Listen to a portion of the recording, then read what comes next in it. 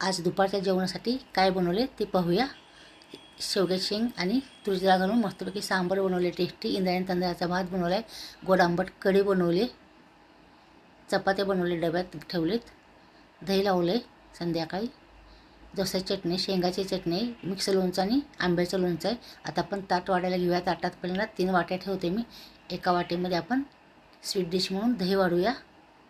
नंतर त्यामध्ये आपण साखर घालूया. दुसऱ्या वाटीमध्ये शेवग्याची आमटी म्हणजे सांबार घालूया. तिसऱ्या वाटी गोड आंबट कढी वाढूया. नंतर भात वाढूया इंद्रायणी तांदळाचा.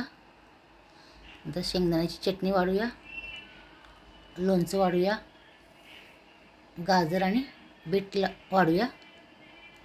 नंतर चपाती वाढूया 2 ताटामध्ये. चपाती वाढली. आता भातावर तूप वाढूया. तर आपलं जेवणाचं ताट तयार आहे. देवाला नैवेद्य दाखवून आपण जेवायला घेऊया. तर या जेवायला आवडत लाईक शेअर